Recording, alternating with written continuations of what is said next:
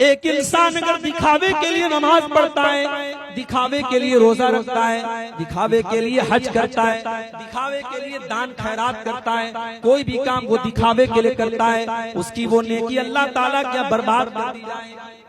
कुरान का 30वां पारा उठाओ, फवैलुल लिल मुसल्लीन अल्लज़ीना हुम अन सलातिहिम साहून अल्लज़ीना हुम युराऊन व यमनऊनल माऊन।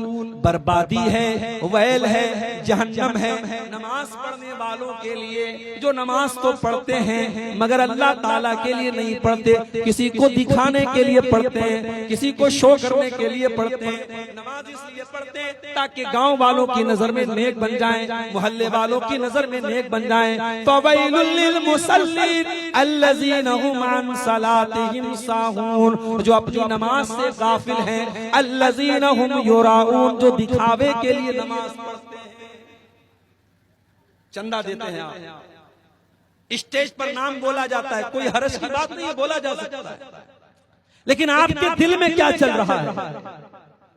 अगर आपके दिल में ये चल रहा है तो मौलवी साहब मेरे नाम का ऐलान करें, दुनिया को पता चल जाए मैंने 1 लाख चंदा दिया, अल्लाह को खुश करने के बजाय पब्लिक को खुश करने की अगर नीयत है तो कान खोल करके सुन लो, आपका दान, आपका चंदा, आपकी ज़कात, आपकी खैरात बर्बाद हो सकती, बर्बाद हो सकती।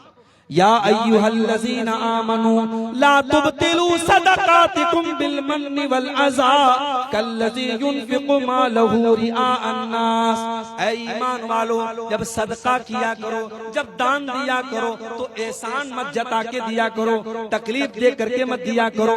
कल्लज़ी युनफ़िक़ु मालहू रिआअन नास, जैसे वो लोग अल्लाह की राह में दान देते हैं, जो लोगों को दिखाने के लिए देते हैं, जो अल्लाह के ऊपर ईमान नहीं रखते, जो कयामत के दिन के ऊपर ईमान नहीं रखते, वो तो बस लोगों को दिखाने के लिए दान खैरात करते हैं। अगर आपकी दान खैरात लोगों को दिखाने के लिए है तो मेरे भाइयों, आपका पैसा अल्लाह ताला क्या काम नहीं आएगा, आपकी नेकियों के अकाउंट में वो नेकी नहीं लिखी जाएगी, वो बर्बाद हो जाएगी।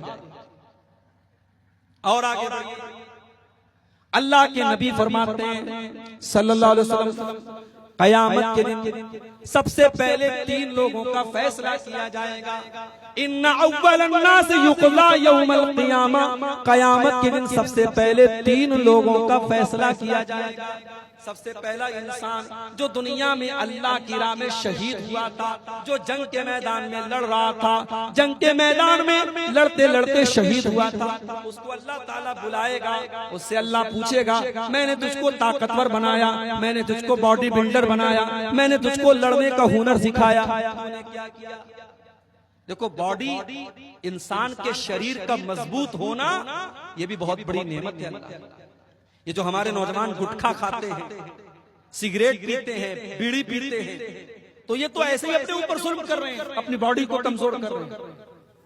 इस वक्त बड़ी तेजी में अभी बनारस में हमारे दोस्त हैं, अभी उनका मैसेज आया, कह रहे थे 1 महीने में मौलाना कैंसर के 10 केस मैंने अपनी आंखों से देखे, अपनी जान पहचान के अपने रिश्तेदारों में मैंने 10 केस कैंसर के देखे हैं, और जिसमें कई केस ऐसे लोगों के हैं जो गुटखा खाते थे, जो सिगरेट पीते थे, जो पान खाते थे।